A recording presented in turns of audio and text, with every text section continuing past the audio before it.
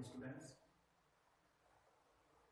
सबसे पहले आप सभी को नवरात्रि की हार्दिक शुभकामनाएं। आज हम बीएससी पार्ट सेकंड का ऑर्गेनिक केमिस्ट्री का एक शॉर्ट वीडियो बना रहे हैं। नेम रिएक्शंस पोर्शन हमारे चल रहा था यूनिट नंबर 3 कार्बोनिक कंपाउंड से, और इस यूनिट नंबर 3 कार्बोनिक कंपाउंड में हमने अब तक कुछ रिएक्शंस कर ली थी। हमने बेंजामिन संघनन क्रिया कर ली है, पर्किन अभिक्रिया हम कर चुके हैं, रिफॉर्मेट्स की अभिक्रिया हमने कर ली है। इसके अलावा मैनिक अभिक्रिया हम कर चुके हैं लास्ट वीडियो में। क्लेजन संघनन अभिक्रिया हमने कर ली है और क्लेजन अभिक्रिया हमने कर ली है। तो ये 6 रिएक्शन हम कर चुके थे। 7 रिएक्शंस व्हिटिंग अभिक्रिया। व्हिटिंग अभिक्रिया के बारे में आपको कुछ जानकारी दे देता हूँ। व्हिटिंग अभिक्रिया जॉर्ज व्हिटिंग द्वारा प्रस्तावित की गई थी, और इस व्हिटिंग अभिक्रिया में कार्बनिक यौगिक, चाहे वो एल्डिहाइड हो चाहे वो कीटोन हो, उनकी ड्राई ईथर या टेट्राहाइड्रोफ्यूरेन विलायक की प्रेजेंस में फास्फोरस ईलाइड या फास्फेरिन से क्रिया करवाई जाती है तो उच्चतर प्रतिस्थापी एल्कीनों का मिश्रण प्राप्त होता है। ओके स्टूडेंट्स, तो यहाँ एक क्लू हमने लिया कि इसमें प्रोडक्ट क्या बन रहा है, एल्कीनों का मिक्सचर बन रहा है। तो वो एल्कीन या तो ई टाइप हो सकती है या जेड टाइप। फर्स्ट ईयर में आपने पढ़ा था कि ज्यामितीय समावयव में एल्कीनों के 2 प्रकार के समावयव बनते हैं, एक तो ई समावयव और दूसरा जेड समावयव। ओके स्टूडेंट, वो आपको पता है प्रीफर ग्रुप के अकॉर्डिंग होता है। यहाँ हम वही बात कर रहे हैं कि जो व्हिटिंग अभिक्रिया होगी, व्हिटिंग अभिक्रिया जॉर्ज व्हिटिंग द्वारा दी गई थी। विलायक आपको ध्यान रखना, सोलवेंट कौन सा है, जो यहाँ मीडिया ध्यान रखा गया है वो हमने यूज किया है टेट्राहाइड्रोफ्यूरेन या फिर ड्राई ईथर की उपस्थिति। ठीक है, तो या तो शुष्क ईथर की उपस्थिति में क्रिया करवाइएगा या टेट्राहाइड्रोफ्यूरेन विलायक की उपस्थिति में क्रिया करवाइएगा। तो विलायक हो गया, फिर मीडिया हो गया। सेट बात हम करते हैं कि इसमें थर्ड पॉइंट और क्या है कि इसमें उच्चतर प्रतिस्थापी एल्कीनों का निर्माण होता है और एल्कीनों के रूप में ई व जेड एल्कीनों का मिक्सचर प्राप्त होता है। ओके स्टूडेंट, रिएक्टेंट हमने बता ही दिया आपको कि रिएक्टेंट में क्या होगी, कार्बनिक कंपाउंड चूंकि अभिक्रिया देते हैं, ये कार्बनिक यौगिकों की विशिष्ट अभिक्रियाओं में आती है। तो कार्बनिक यौगिक चाहे वो एल्डिहाइड हो या फिर कीटोन्स हो, उसकी क्रिया किससे करवानी है, उसकी क्रिया फॉस्फोरिन से करवानी है या फॉस्फोरस ईलाइड से करवानी है, जिसको व्हिटिंग अभिकर्मक भी कहा जाता है। तो उससे क्रिया करवाई जाती है तो उच्च प्रतिस्थापी एल्कीनों का निर्माण होता है। नेक्स्ट इसमें सबसे इंपॉर्टेंट पॉइंट आपको ध्यान रखना है, इसमें जो एल्कीन्स बनती हैं, एल्कीनों में द्विबंध की पोजीशंस वही रहेगी जो कि मूल कार्बोनिल कंपाउंड्स में पाई जाती है, यानी द्विआवन की स्थिति में किसी तरह का कोई परिवर्तन नहीं होता है, भले ही उच्चतर प्रतिस्थापी एल्कीनों का मिश्रण क्यों न प्राप्त हो रहा हो। ओके स्टूडेंट्स, तो देखिएगा व्हिटिंग अभिक्रिया के लिए नेम रिएक्शंस हमने पूरी डेफिनेशंस मैंने बता दी, फिर भी मैं आपको कुछ पॉइंट्स आपको इंडिकेट कर देता हूँ। इसके अंदर हम विलायक के रूप में मीडिया के रूप में काम में क्या लेते हैं, ना जो मीडिया काम में लिया जाएगा वो आपके होगा टेट्राहाइड्रोफ्यूरेन या फिर आप काम में ले सकते हैं ड्राई ईथर। ओके, सेकेंड हम यहाँ काम में क्या लेंगे, यहाँ काम में लिया जाएगा, सेकेंड यहाँ काम में लिया जाएगा, यहाँ पे हम एक तो मीडिया काम में ले रहे हैं टेट्राहाइड्रोफ्यूरेन और ड्राई ईथर, ये विलायक की प्रेजेंस हो गया, माध्यम होगा। सेकेंडली इसके अंदर हम जो यूज कर रहे हैं वो यूज क्या करेंगे, यहाँ पर किसका फॉर्मेशन होता है, उच्चतर प्रतिस्थापी हायर एल्कीन का मिक्सचर यहाँ प्राप्त होता है। तो यहाँ हायर एल्कीन ई व जेड टाइप, दोनों टाइप के यहाँ निर्मित हो सकती है एल्कीन। तो हायर एल्कीन ई व जेड टाइप दोनों ही फॉर्मेट होंगे, उनका मिक्सचर यहाँ ऑब्टेन होता है।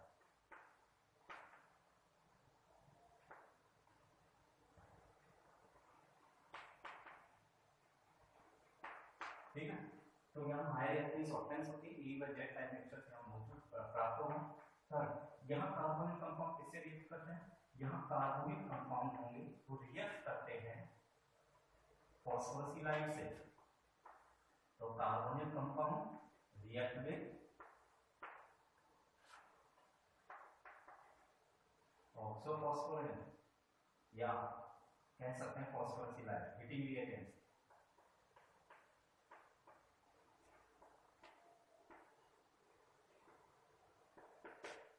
ओके, तो यहाँ कार्बोनिक कंपाउंड्स रिएक्ट होते हैं, हीटिंग रिएजेंट से रिएक्ट होते हैं नेक्स्ट हम बात कर लेते हैं यहाँ और क्या पॉइंट होगा मीटिंग रिएक्शंस में। तो मीटिंग रिएक्शंस में हम बात करते हैं 3 पॉइंट के बता दिए। एक तो टेट्राहाइड्रोफ्यूरेन में डाइईथाइल मीडिया की उपस्थिति होनी चाहिए, हाई एल्केन्स यहाँ ऑक्टेन होती है, और यहाँ रिएक्टेंट के रूप में कार्बोनिक कंपाउंड एल्डिहाइड हो चाहे कीटोन हो वो मीटिंग रिएजेंट से क्रिया करेंगे। मीटिंग रिएजेंट के रूप में मैंने बताया था फास्फोरसिलाइड, देन दूसरा हमने उसी को हम क्या कहते हैं ऑक्सोफॉस्फोरेट, ठीक है। इससे क्रिया करके उच्चतर प्रतिस्थापी एल्कीन फॉर्मेट होते हैं, और जॉर्ज मीटिंग द्वारा ये प्रपोज की गई थी, इसको कोई इतना इंपॉर्टेंस नहीं है। हाँ, सबसे इंपॉर्टेंट बात ये एल्कीन सिंथेसिस का एक सबसे अच्छा मेथड माना जाता है।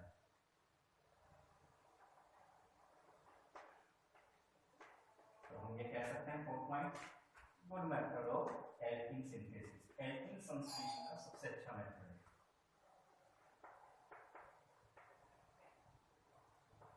और इसी में मैंने एक पॉइंट और बताया आपको, इसमें द्विबंध की पोजीशंस चेंज नहीं होती है, यानी प्रतिस्थापी एल्कीनों का निर्माण हो जाए तो भी इसमें द्विबंध की स्थिति वही रहेगी जो मूल कार्बोनिक कंपाउंड्स में पाई जाती है। तो ये मैंने कुछ पॉइंट्स आपको इंडिकेट किए हैं। अब इसके आधार पर हम एग्जांपल्स देखते हैं। मीटिंग रिएक्शंस में मान लीजिए मैंने कार्बोनिक कंपाउंड लिया, नॉर्मलाइज्ड एग्जांपल ले रहे हैं, मैंने कार्बोनिक कंपाउंड्स लिए जिसके दोनों एल्किल ग्रुप डिफरेंट है।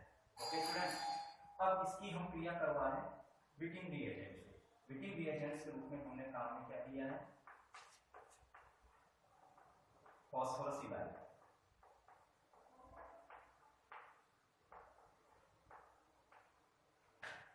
और टेट्राहाइड्रोफ्यूरेन मीडिया की उपस्थिति काम में ली जाए, या ड्राईमीथाइल जो भी आप काम में ले सकते हैं। मैंने टेट्राहाइड्रोफ्यूरेन मीडिया काम में लिया है। इसकी प्रेजेंस में जब क्रिया करवाएंगे तो क्रिया करवाने पर क्या यहाँ से प्रोडक्ट हमें प्राप्त हो सकता है, तो वो हमें देखना है, ठीक है। यहाँ मैं थोड़ा सा चेंज कर सकता हूँ कि मैंने जो लिया है ये प्रतिस्थापी हमें एल्कीन्स बनाना है, तो मैंने यहाँ लिया R+, यहाँ हमने एल्किल ग्रुप इसके डिफरेंट लिए। जब एल्किल ग्रुप डिफरेंट लेंगे तो प्रोडक्ट क्या बन जाएगा, तो यहाँ उच्च प्रतिस्थापी एल्कीन कौन सी प्राप्त होगी,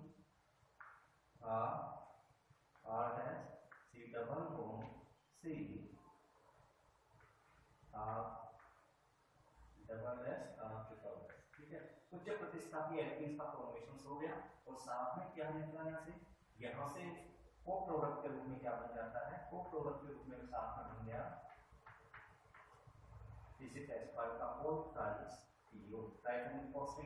ठीक है। तो यहाँ जो ये कंपाउंड काम में लिया गया है ये कहलाता है फॉस्फोरसिलाइड या ऑक्सोफॉस्फोरेट, इसी को कहा जाता है मीटिंग रिएजेंट। इसी को क्या बोला जाता है, मीटिंग रिएजेंट कहा जाता है। और यहाँ हम कंपाउंड लिए कार्बोनिक कंपाउंड, एल्डिहाइड भी हो सकता है या कीटोन्स भी हो सकता है। सपोज कीजिएगा अगर R एल्किल ग्रुप से हम काम में ले रहे हैं, अगर हम कोई हाइड्रोजन एटम ले लेते तो कोई एल्डिहाइड ग्रुप हो जाता, और यहाँ कोई एल्किल ग्रुप ले रहे R की जगह तो हम कह सकते हैं कि निश्चित रूप से वो कोई कीटोनिक कंपाउंड होगा। तो एल्डिहाइड कीटोन दोनों ही इस प्रकार के विक्रिया को देंगे, मीटिंग रिएजेंट से क्रिया करते हैं, और उच्च प्रतिस्थापी एल्कीन ये हायर सब्स्टिट्यूट एल्कीन यहाँ निर्मित होती है।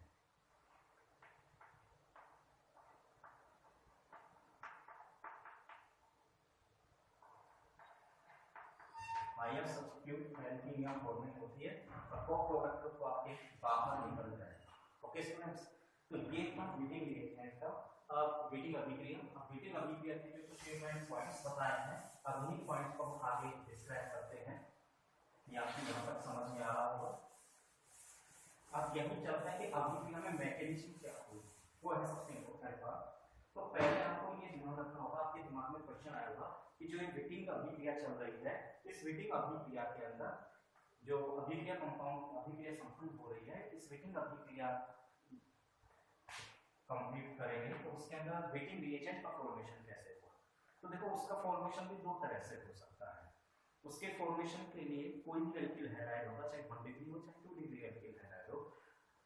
सामान्य रूप से क्या करते हैं कि जो हम काम में लेते हैं यहाँ पर, तो यहाँ कंपाउंड्स के रूप में काम में लिया गया था, जो क्षार के रूप में जनरल बेस के रूप में जो लॉन्ग, तो ट्राइफेनिल फॉस्फीन की क्रिया करवा जाती है। 1 डिग्री या 2 डिग्री एल्किल हैलाइड से जो ट्राइफेनिल फॉस्फीन है वो इजी वे में क्रिया कर लेता है, और इजी वे में क्रिया करके क्या बनाएगा, वो प्रोटॉन रहित क्षार की उपस्थिति में क्रिया करेगा और आसानी से किसका निर्माण करेगा, फॉस्फोरसिलाइड या ऑक्सोफॉस्फोरेन का निर्माण करेगा। ओके स्टूडेंट, तो फॉस्फोरेन का निर्माण करेगा या फॉस्फोरेसिलाइड का निर्माण करेगा। तो यहाँ पर दोनों ही प्रकार के सिस्टम कंप्लीट हो जाएंगे।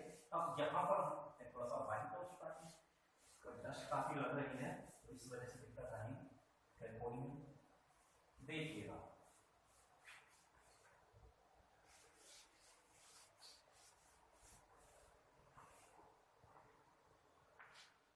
यहाँ वेटिंग रिएजेंट्स का मैं अलग से बताऊंगा आपको कि वेटिंग रिएजेंट्स का निर्माण कैसे होगा। इसके लिए सबसे पहले हम दो स्टेप्स में ले सकते हैं। रिपीट कर रहा हूँ, जो वेटिंग रिएजेंट का निर्माण करेंगे वो आपको मैं समझा रहा हूँ, वैसे करना नहीं। वेटिंग रिएजेंट के निर्माण के लिए फॉस्फोरसिलाइड या फॉस्फोरेट का जो निर्माण होता है, एक्चुअली में फॉस्फोरसिलाइड का जो निर्माण करेंगे फॉस्फोरसिलाइड, ध्यान रखिएगा, तो सेम वेटिंग रिएजेंट का रहता है। तो उसमें ट्राइफेनिल फॉस्फेट की क्रिया, उसके दो स्टेप्स हम यूज करेंगे। स्टेप फर्स्ट, वेटिंग रिएजेंट का फॉर्मेशन का काम, उसके अंदर ट्राइफेनिल जो फॉस्फेट होगा, क्योंकि उसमें फास्फोरस पर क्या है, लोन पेयर इलेक्ट्रॉन्स है, तो अपने लोन पेयर इलेक्ट्रॉन किसी को दे सकता है, इसलिए वो अपने लोन पेयर इलेक्ट्रॉन जब किसी को देगा तो उस स्थिति में जब अपने लोन पेयर इलेक्ट्रॉन प्रोवाइड कर रहा है तो उस पर चार्ज क्या आएगा, इलेक्ट्रॉन्स डेफिशिएंसी होगी और उस पर चार्ज आएगा पॉजिटिव। अब दूसरा हमें कंपाउंड नॉर्मल में अगर हम बात करें कि कोई एक कंपाउंड काम में ले लेते हैं, तो वहां मैंने कंपाउंड को मैंने अलग दिया था, लेकिन सपोज कीजिए कि मैं कोई कंपाउंड काम में ले रहा हूँ,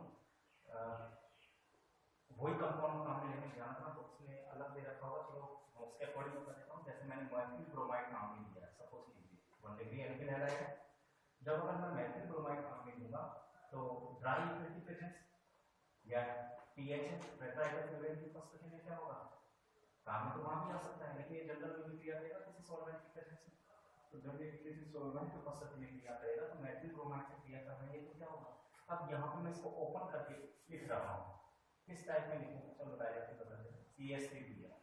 अब ये जो CH3Br था, हम जानते हैं हैलोजन समूह की विद्युत कार्बन से विद्युत होती है, इसलिए बंधु इलेक्ट्रॉन किधर जाएंगे, हैलोजन की ओर माइग्रेट हो जाते हैं, जिससे हैलोजन समूह पर आंशिक ऋणावेश और कार्बन पर आंशिक धनावेश।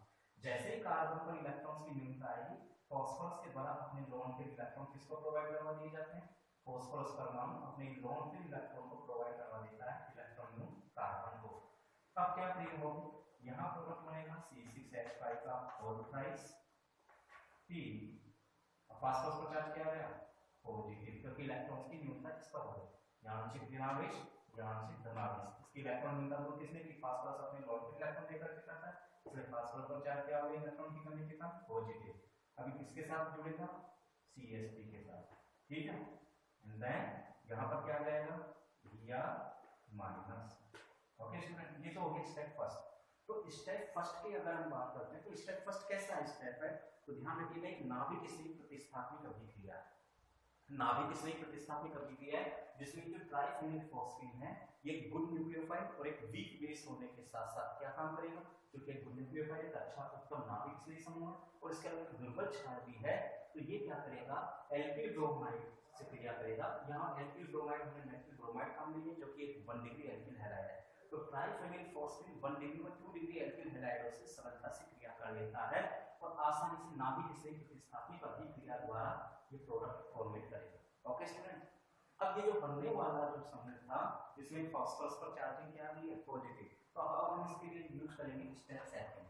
जो स्टेप सेकंड होगा, इस स्टेप सेकंड में क्या होगा, अब बना हुआ जो ट्राइफेनिल फॉस्फेन था, ये ट्राइफेनिल जो फॉस्फोनियम, ध्यान रखना एल्किल ट्राइफेनिल फॉस्फोनियम जो साल्ट में निर्मित होता है, अब यही पे क्रिया देखी है CH से। अब हम काम में क्या लेंगे, कोई बेस काम में नहीं, प्रोटॉन ग्राही। अब प्रोटॉन ग्राही बेस क्या करेगा, यहाँ से प्रोटॉन को कैप्चर करेगा। सपोज कीजिए, मैं इसको ओपन करके बता रहा हूँ, सपोज कीजिए ये ट्राइफेनिल, ये हमने लिया है मेथिल ट्राइफेनिल फॉस्फोनियम साल्ट, इसकी क्रिया हमने किससे करवाई, किसी प्रोटॉन ग्राही बेस से। तो प्रोटॉन ग्राही बेस, यहाँ से मैंने हाइड्रोजन को ओपन किया, बंद के इलेक्ट्रॉन किधर थे, कार्बन की ओर, तो हाइड्रोजन को कैप्चर कौन कर लेगा, ये प्रोटॉन ग्राही चार्ज, ये हाइड्रोजन को कैप्चर करेगा, पकड़ेगा उसे, तो पकड़ कर ले जाएगा, क्या हो जाएगा, जब ये हाइड्रोजन को पकड़ करके ले जाएगा तो उस स्थिति में कार्बन पर चार्ज क्या हो गया, क्योंकि कार्बन हाइड्रोजन बंद के इलेक्ट्रॉन कार्बन पर चले गए, तो वहां चार्ज क्या जाएगा C6H5 का whole raise plus and then CH2 पर बन के दोनों इलेक्ट्रॉन आने से क्या होगा नेगेटिव चार्ज आ जाएगा। ठीक है ओके स्टूडेंट्स। और हाइड्रोजन किसके साथ चला गया बेस के साथ चला गया, तो बेस के साथ यहां से प्रोटॉन कैप्चर की क्रिया होगी और कंपाउंड क्या बन जाएगा C6H5 का whole raise plus and then single bond CH2 minus. और यहाँ क्या आ गया प्रोटॉन राइट चार्ज क्या ले गया हाइड्रोजन प्रोटॉन को अपने साथ ले गया ये चल गया। अब ये जो साल आया ये बनता है यही आपको क्या कहलाता है हीटिंग रिएजेंट कहलाता है। Okay student. तो इसमें सेकंड जो अभिक्रिया होती है पहले तो एक नाभिक से स्थापित अभिक्रिया हो गई और सेकंड जो अभिक्रिया यहाँ संपन्न हो रही है कंप्लीट हो रही है वो एक एसिड बेस रिएक्शन है, क्योंकि वहां प्रोटॉन का चार्ज क्या कर रहा है प्रोटॉन को कैप्चर करके लेके जा रहा है इसलिए वो एसिड बेस रिएक्शन है। Okay student. तो फिर रिपीट कर देता हूं ये जो अभिक्रिया थी तो यहाँ दो स्टेप्स में होते हैं हीटिंग रिएजेंट का निर्माण दो स्टेप्स में होता है। पहला पद एक नाभिक से स्थापित अभिक्रिया का उदाहरण है जिसमें triphenyl phosphate 1 degree 2 degree alkyl halide से सरलता से क्रिया कर लेता है। ठीक है इस स्थिति में ट्राइफेनिल फॉस्फेट एक गुड न्यूक्लियोफाइल हुआ और साथ में वीक बेस भी है तो एल्किल ब्रोमाइड से क्रिया करेगा टेट्राहाइड्रोक्लोराइड मीडियम में इसका निर्माण करेगा एल्किल ट्राइफेनिल फॉस्फेनिल साल्ट बनाता है। स्टेप सेकंड में क्या होगा ये जो बना हुआ एल्किल ट्राइफॉस्फेनिल साल्ट था प्रोटॉन ग्राइंड क्षार आएगा यहां से प्रोटॉन को कैप्चर करेगा इसलिए सेकंड स्टेप में कौन सी अभिक्रिया हो गई एक एसिड बेस रिएक्शंस हो गई। और ये जो एसिड बेस जो रिएक्शंस होती है इस एसिड बेस रिएक्शंस के अंदर सामान्यतः हम या तो एल्किल लिथियम काम में लेते हैं जो बेस के रूप में या फिर फेनिल लिथियम काम में लेते हैं या तो एल्किल लिथियम लीजिएगा या फेनिल लिथियम। ये क्या करेंगे ऐसे कैप्चर करेंगे प्रोटॉन को कैप्चर कर लिया जाएगा। ठीक है प्रोटॉन का छाट के होंगे और यहाँ प्राप्त हो जाएगा आपको हीटिंग रिएजेंट या फास्फोरस इलाइट की प्राप्ति हो जाती है। ठीक है अब इस अभिक्रिया को हम ये कहेंगे कि इस अभिक्रिया में जो एक एसिड बेस रिएक्शन है इसमें की जो प्रबल क्षार होगा प्रोटॉन ग्राही क्षार होगा ये प्रोटॉन ग्राही क्षार क्या करेगा ये प्रोटॉन ग्राही क्षार एल्किल ट्राइफेनिल फॉस्फोनियम साल्ट में फास्फोरस से जुड़े हुए कार्बन से प्रोटॉन को कैप्चर करता है। जब उससे कैप्चर करेगा तभी फास्फोरस इलाइट का निर्माण या हीटिंग रिएजेंट का निर्माण होता है। तो ये मैंने आपको बताया हीटिंग रिएजेंट का निर्माण कैसे होगा। ओके स्टूडेंट्स ये वाला काम में लेना है।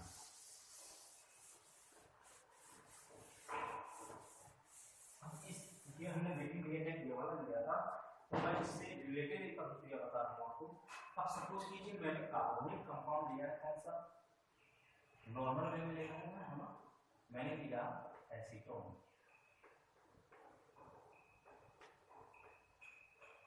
और मैंने क्रिया करवाई हीटिंग रिएजेंट क्या लिया था C6H5 का whole raise P plus and then CH2 minus यही लिया था हीटिंग रिएजेंट। अब टेट्राहाइड्रोफुरेन में ड्राई ईथर की प्रेजेंस में क्रिया करेंगे कंपाउंड क्या बनाएगा तो यहाँ पर ये प्रोडक्ट जो बनाएगा तो डायरेक्टली बता रहा हूँ तो इसकी मैकेनिज्म बताऊंगा। यहाँ प्रोडक्ट जो बनेगा वो ये होगा प्रतिस्थापी एल्किल निर्मित होती है हायर सब्स्टिट्यूट। हम ये देखें हायर सब्स्टिट्यूट कितने यहाँ हम कहेंगे प्रोपीन हो रहा है 2 methyl propene. Okay students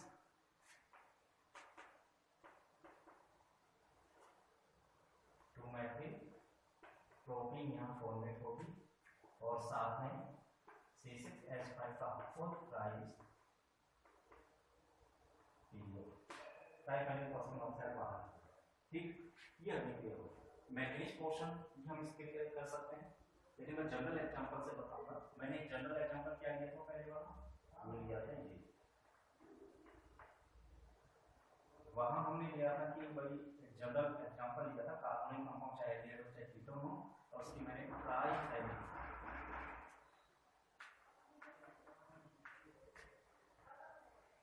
higher substitute ट्राइफेनिल phosphonium salt से उसकी क्रिया करवाई थी हीटिंग रिएजेंट से उसकी क्रिया करवाई थी ये एग्जांपल दिया। ठीक है और THF की उपस्थिति में टेट्राहाइड्रोफुरेन या ड्राई की प्रेजेंस में क्रिया करवाई तो वहां कंपाउंड देखकर बन रहा था वहां हायर सब्स्टिट्यूट एल्कीन फॉर्मेट हो रही थी और हायर सब्स्टिट्यूट जो एल्कीन थी ये थी और को-प्रोडक्ट को जरूरी नहीं आप देखेंगे ट्राइफेनिल फॉस्फेट ऑक्साइड। ठीक है अब इसकी मैकेनिज्म देखते हैं। देखो इसकी क्रियाविधि जो थी मैकेनिक, इसको लेकर के चल रहा हूँ, वो तो सबके साथ वैसे ही होती है। तो एक एग्जांपल लिया मैंने कि अगर हम एसीटोन काम में और उसको हीटिंग रिएजेंट के रूप में काम में लें, तो अगर ये हीटिंग रिएजेंट के रूप में काम में आता है, ये भी फॉस्फोराइड है।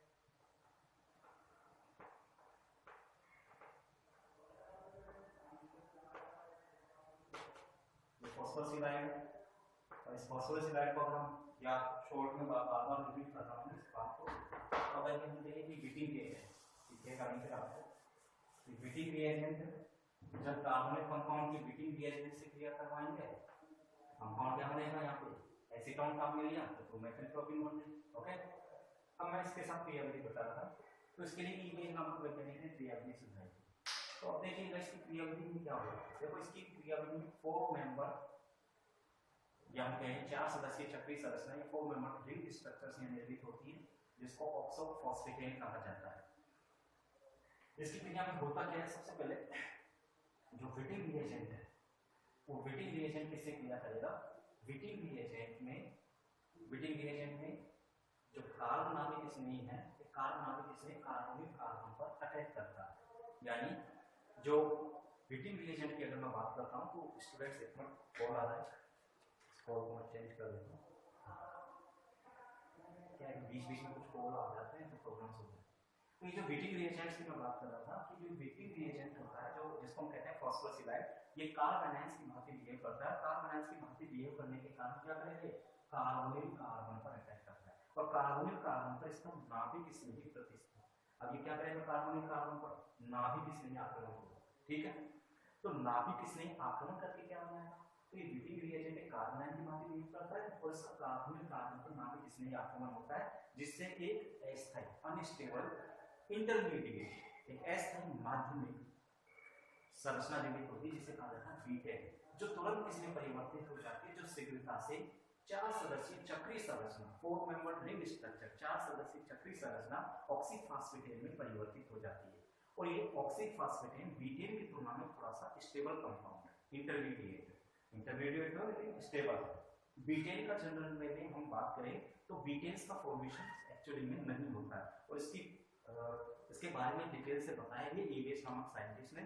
और वेट ने ये बताया था कि अभिक्रिया जब करवाई जाती है, नाभिक स्नेही का जब विटिंग रिएजेंट या विटिंग अभिकर्मक का कार्बोनिक कार्बन पर नाभिक स्नेही आक्रमण होता है, तो उसमें कहीं भी अस्थायी माध्यमिक उत्पाद के रूप में अस्थायी माध्यमिक के रूप में कभी भी बीटेन निर्मित नहीं होता, बिल्कुल डायरेक्टली चक्रीय योग की क्रिया द्वारा ऑक्सीफॉस्फेटेन बनता है। और ये जो ऑक्सीफॉस्फेटेन होता है, इस ऑक्सीफॉस्फेटेन की अगर हम बात कर लेते हैं, तो जो ऑक्सीफॉस्फेटेन होता है ये फिर क्या करेगा, ये विघटित होता है और विघटित होकर के क्या बनाएगा, उच्चतर प्रतिस्थापी एल्केन्स और साथ में दे देता है ट्राइफेनिल फॉस्फेट ऑक्साइड, ये रिमूव कर देता है, ठीक है। तो ये इसकी क्रियाविधि है। क्रियाविधि को हम देखते हैं मैट्रिक्स पोर्शन में। सबसे पहले हम देखते हैं कार्बोनिल कंपाउंड। ये मैंने इसके कुछ स्टेप्स आपको बता दिए हैं, ये डबल बॉन्ड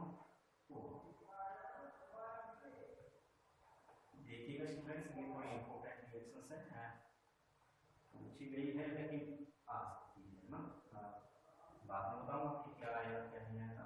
फिलहाल हम यहाँ देखते हैं क्या जुड़ा हुआ है कार्बन है, इस पर यहाँ जुड़ा हुआ है R double S R triple S, अलग अलग एल्केन ग्रुप है, ये कार्बन नाभिक स्नेही हो गया, और इससे जुड़ा हुआ है फास्फोरस, देन C6H5 का पोलराइज, फास्फोरस को चार्ज किया है पॉजिटिव, ध्यान रखिएगा।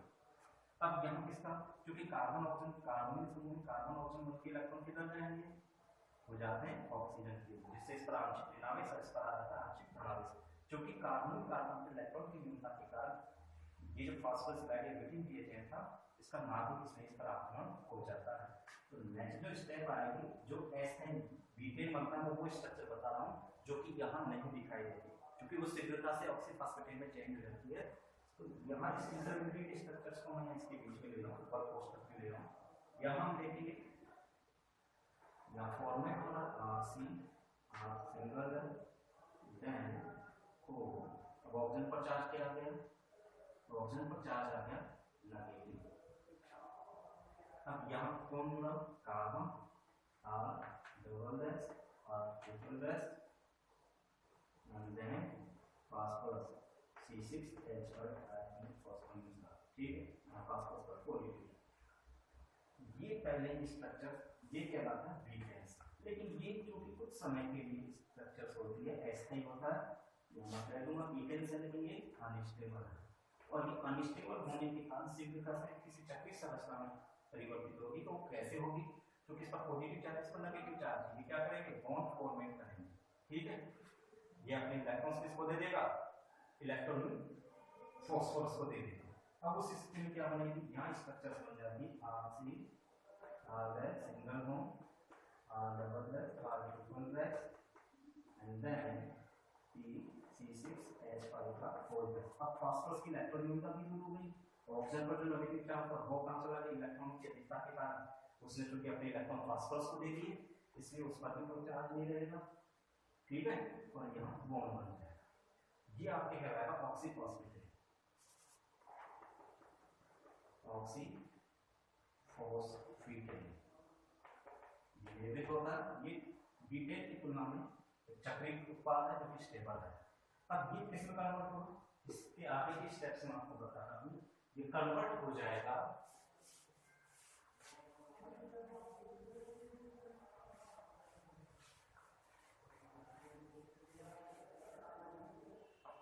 ये आपके कन्वर्ट हो जाएगा। ये देखिए, इसी को हम आगे ले रहे हैं, ये देखिए, ये तोड़ा, ये बनाया, ये तोड़ा, ये चक्रीय संरचना है। इसमें कार्बन फॉस्फोरस बॉन्ड ब्रेक होगा, new carbon carbon bond format हो जाएगा, कार्बन ऑक्सीजन बॉन्ड ब्रेक होगा और new phosphorus oxygen bond format हो जाएगा। तो कंपाउंड क्या बना? C double bond C R double R, ठीक है। ये तो बन गई हाई सब्स्टिट्यूट, क्योंकि कार्बन कार्बन की डबल बॉन्ड आते हैं ना। अब ये तो ब्रेक हो गई, यहाँ से भी रिंग ब्रेक हो गई, यहाँ इनके बीच क्या जाएगा? Double bond. साथ में जो प्रोडक्ट बना C6H5 का फोर्थ राइस, या हम निकाल सकते हैं, चलो यहाँ बना दिया C6H5 का फोर्थ राइस E4। ये कंपाउंड को प्रोडक्ट है, क्योंकि मेन प्रोडक्ट कौन सा आता? जो मेन प्रोडक्ट होगा वो एल्कीन, वो भी हाइड सब्स्टिट्यूट है, ठीक है। तो ये जो मैकेनिज्म थी ये बताई थी किसने? ये वेश नामक साइंटिस्ट ने, उसने सुझाई थी मैकेनिज्म कि भाई इसके अंदर जो वीटिंग रिएजेंट होता है वो कार्बन नाभिक स्नेह की बात बिहेव करता है, और उसका कार्बोनिल कार्बन पर नाभिक स्नेह आक्रमण होता है, जिससे वो शीघ्रता से ऐसे माध्यमिक बीटेन से कन्वर्ट होता है। परंतु बीटेन स्ट्रक्चर तुरंत एक 4 सदस्यीय 1 2 3 4 एक 4 सदस्यीय 4 मेंबर रिंग स्ट्रक्चर ऑक्सीफॉस्फेट में परिवर्तित हो जाती है, जो कि स्टेबल है। और फिर इस ऑक्सीफॉस्फेट का विघटन होता है, इसका विघटन होता है, इसके विघटन पर हाइड सब्स्टिट्यूट एल्कीन बनती है, उच्च प्रतिष्ठा की एल्कीन बनती है, साथ में बनती है ट्राइथाइल फॉस्फेट ऑक्साइड, यहां से को प्रोडक्ट के रूप में रिमूव हो जाता है। तो ये थी आपकी बीटिंग अभिक्रिया। अब आपको कुछ एग्जांपल्स आपको दे रहा हूं, आप इन एग्जांपल्स को करिएगा। एक एग्जांपल्स और आपको बता रहा हूं करके, क्योंकि अभी आपके माइंड में चल रहा होगा, और कुछ एग्जांपल्स मैं आपको करने को दूंगा, तो आप थोड़ा सा अपने वर्क कीजिएगा, क्योंकि अगर आप वर्क करेंगे तो ये बीटिंग रिएक्शंस ज्यादा टफ नहीं, कुछ भी नहीं है, इसमें क्या है? कुछ भी नहीं। अब तक के जो हमने रिएक्शंस पढ़ी हैं एक्चुअली में ना तो क्लेजन संलयन कुछ है, अगर मैं कहूँ तो हाँ बेंजन संलयन थोड़ा सा है, पर्किन रिएक्शंस है, बाकी ना तो क्लेजन संलयन में कुछ है ऐसा कुछ स्पेशल, और ना ही क्लेजन अभिक्रिया। क्लेजन अभिक्रिया में जरूर कुछ बातें ध्यान रखनी है कि बेहोतर क्षारों की उपस्थिति में होती है, उसके अंदर aromatic halide, aromatic carbonic compound halide या कीटोन काम में लिए जाए, उनमें सक्रिय हाइड्रोजन होना चाहिए, और जो दूसरे कंपाउंड काम में लिए जाते हैं एलिफेटिक कार्बोनिक कंपाउंड, उनमें सक्रिय हाइड्रोजन की प्रेजेंस होनी चाहिए, जिससे वहां अल्फा बीटा एसंतक उत्पाद बनते हैं। तो क्लेजन अभिक्रिया है, मैं मानता हूँ उसकी है रिएक्शन का। बाकी रिफॉर्मेंट्स की है, इतना टफ नहीं है। मैंने का अभिक्रिया जरूर है, मैंने का अभिक्रिया में आपको थोड़ा सा ध्यान रखना है स्ट्रक्चर्स के ऊपर। एंड देन बीटिंग अभिक्रिया इतना नहीं है, बस एक बीटिंग रिएजेंट आपको ध्यान होना चाहिए, बाकी कुछ नहीं है इसमें। देखिए एक एग्जांपल, जैसे मैंने लिया साइक्लोहेक्सेन,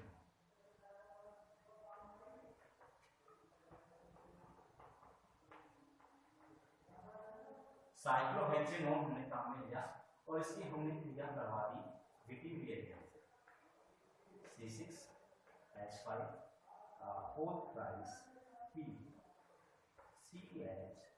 अब मैं यहाँ थोड़ा सा डिफरेंट कर देता हूँ कि मैंने ले लिया यहाँ सब्स्टिट्यूट ले लिया तो CCH3 का होल ट्वाइस और यहाँ पर माइनस, ये आपने मैंने हीटिंग रिएजेंट लिया है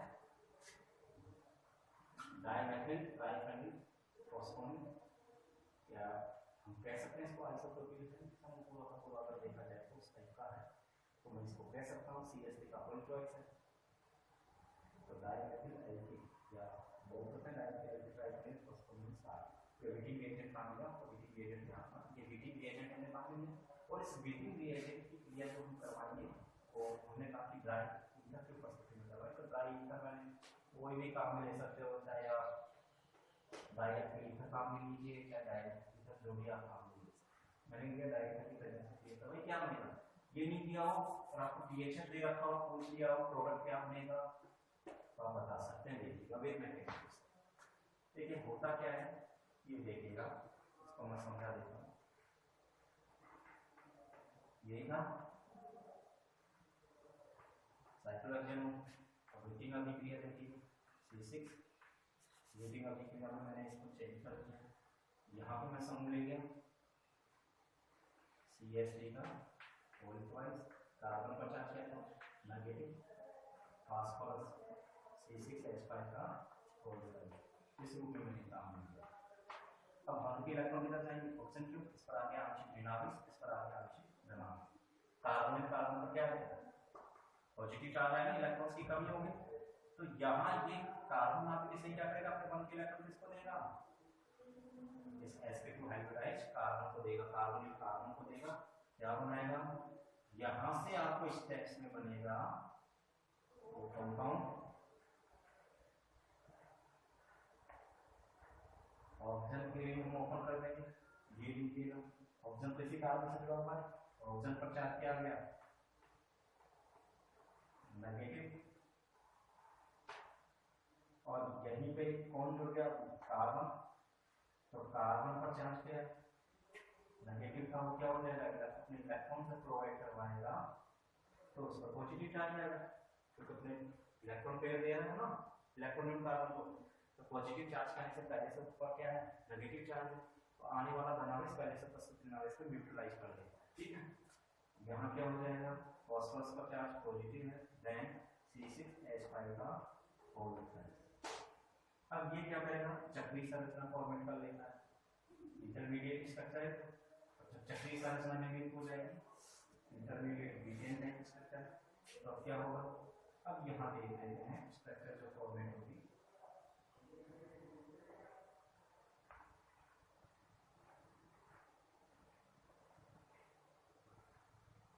इस स्ट्रक्चर को मैं नीचे ले लेता हूँ, तो इधर जैसे मार्जिन नहीं है ना, देखिएगा मैं इस स्ट्रक्चर को ऊपर ही नहीं, लेकिन मैं इंडिकेटर चलो नहीं कर देते हैं, ये नीचे की तरफ इंडिकेट कर, ओके देखो। अब यहाँ क्या होगा,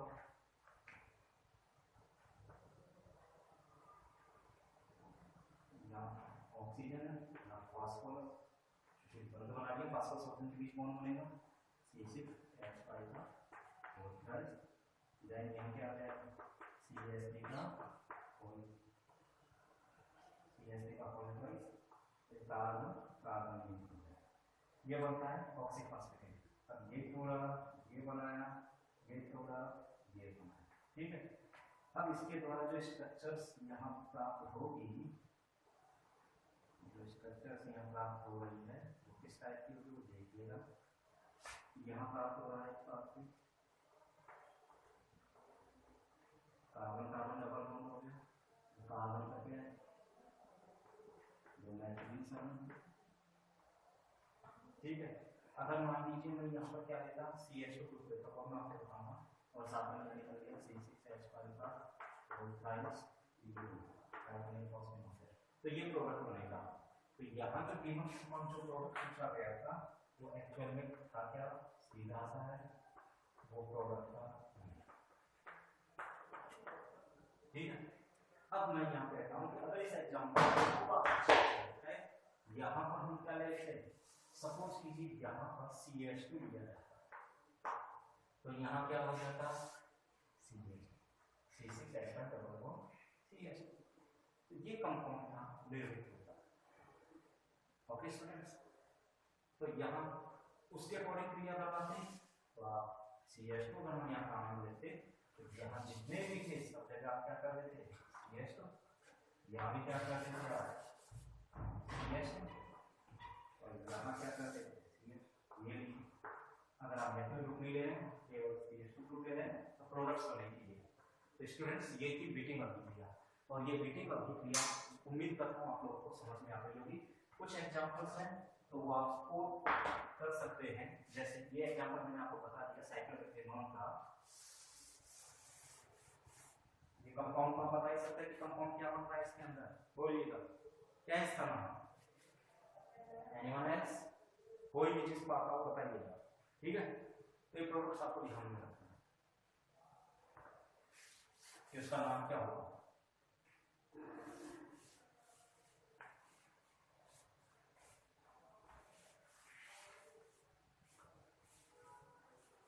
कुछ एग्जांपल्स मैं आपको दे रहा हूँ, याद करिएगा। जैसे हमने काम में लिया C6H5, बेंजीन की ऐड किया, अपने बीटिंग रिएजेंट से किया। C6H5 का हो गाइस CH2 माइनस, इससे आपको चलो PHF के पक्ष देने किया और प्रोडक्ट क्या बना, तो ध्यान रखना तो ये बनाना। और दूसरा हमने लिया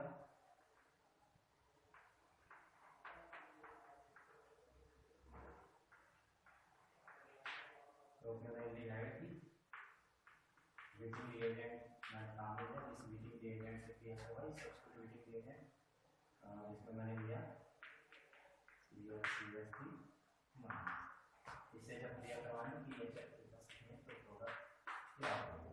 ये दो आपके एग्जांपल्स मैंने दिए वर्क के लिए। तो आज के लिए इतने काफी, क्योंकि ये काफी बड़ी थी बीटिंग रिएजेंट वाली। तो बीटिंग अभिक्रिया उम्मीद करता हूँ आप लोगों को समझ में आ गई होगी। और यहाँ तक जो भी आपको समझ में आए कमेंट सेक्शंस में जाइएगा।